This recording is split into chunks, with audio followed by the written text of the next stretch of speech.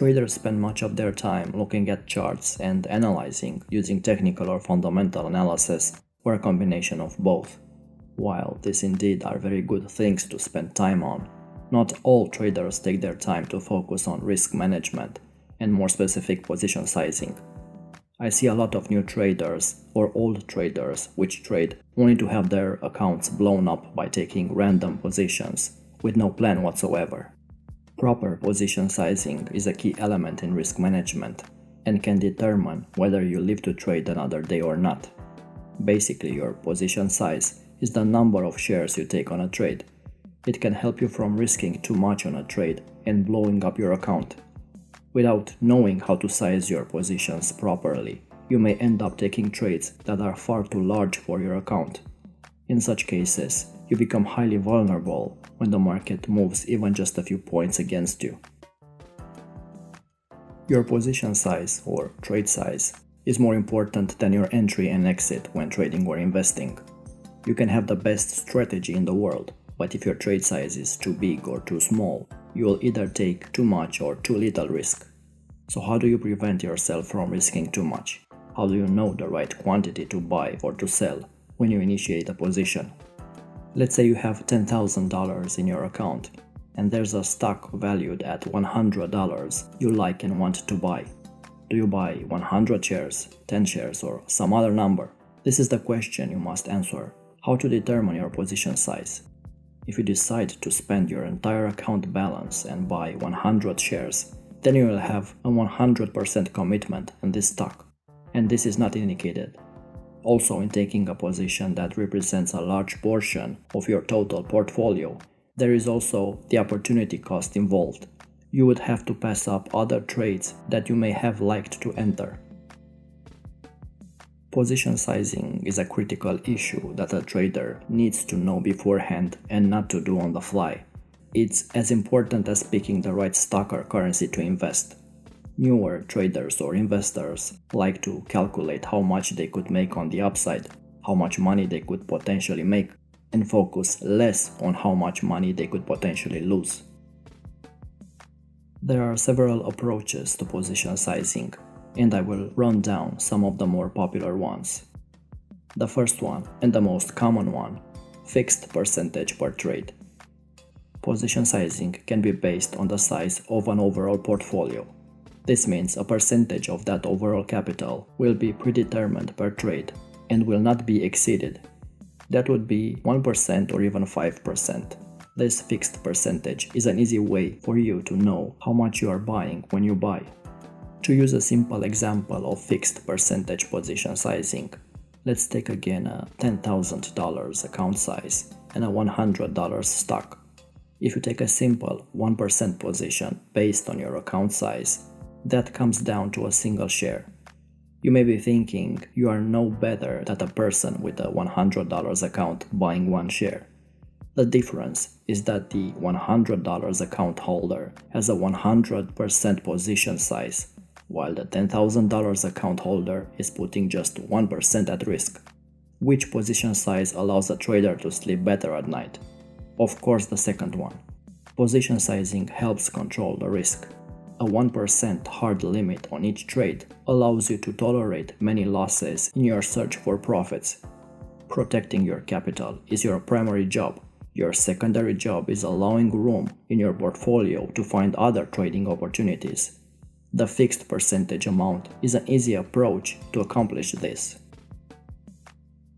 The second risk management approach involves fixed dollar amount per trade. This approach also uses a fixed amount, but this time it's a fixed dollar amount per trade rather than a percentage of the actual portfolio. This involves choosing a number. Again, using the same $10,000 portfolio as an example, say you decide you won't spend any more than $200 on any trade. For traders with small account sizes, this can be an attractive approach because it limits how much you can lose.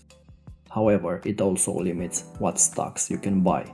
You will have to rule out some securities based solely on their price. Of course, this is not necessarily a bad thing. The third approach, volatility-based position sizing. A more complex approach, but one that allows for more flexibility, is position sizing based on the volatility of the security you plan to buy. It's more dynamic because it doesn't treat each stock the same. This approach allows you to really drill down and exercise finer control over your portfolio. For example, growth stocks will invariably be more volatile, and that volatility will be reflected in your portfolio.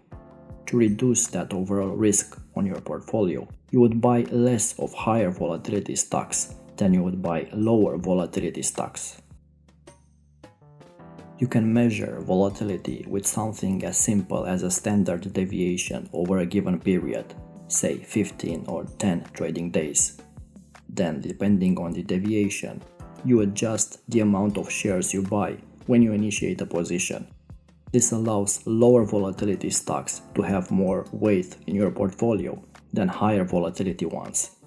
Position sizing based on this ideology lowers the overall volatility within a portfolio. This strategy is frequently used in large portfolios, and I use it personally in my own portfolio. Even longer-term traders and investors face position sizing questions. For them, when the price of a security they are holding goes down, it represents more value. Adding to their position in this case is referred to as averaging down. Long-term traders can decide to average down using similar position sizing approaches by risking either a fixed dollar amount or a percentage amount when the stock trades down. You can use standard deviation here as well to help figure out that amount. Averaging down needs to be used with caution because if your analysis is wrong, at some point you'll be in a position which is no longer worth holding. You don't want to average down to zero by buying all the way down. Some additional common sense risk parameters seem worth mentioning and may be incorporated into your trade plan. For example, to be safe, you must be able to accept losing on any given trade and to be able to survive taking losses on 10 consecutive trades. And those 10 consecutive losses should not exceed a total 25% drawdown. This means that no more than 2% of the portfolio should be put at risk on any particular trade.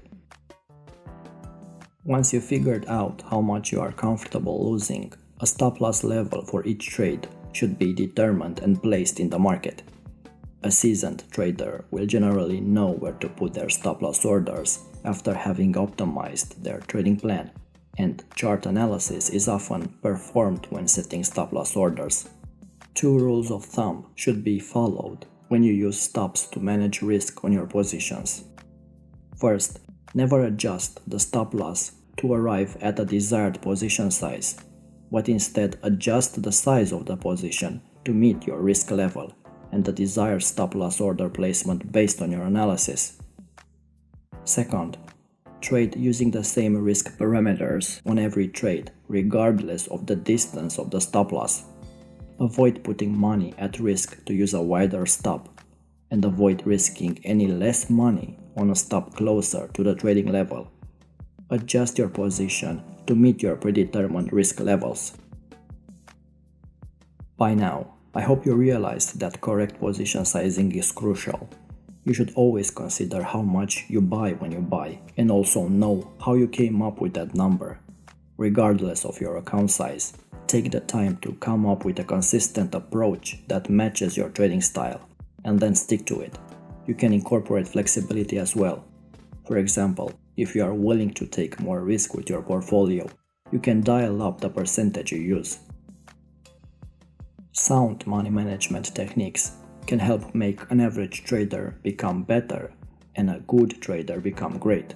For example, a trader that is only right half of the time but gets out of losing trades before the loss becomes significant and knows to ride winners to a substantial profit would be way ahead of most others who trade with no clear plan of action whatsoever.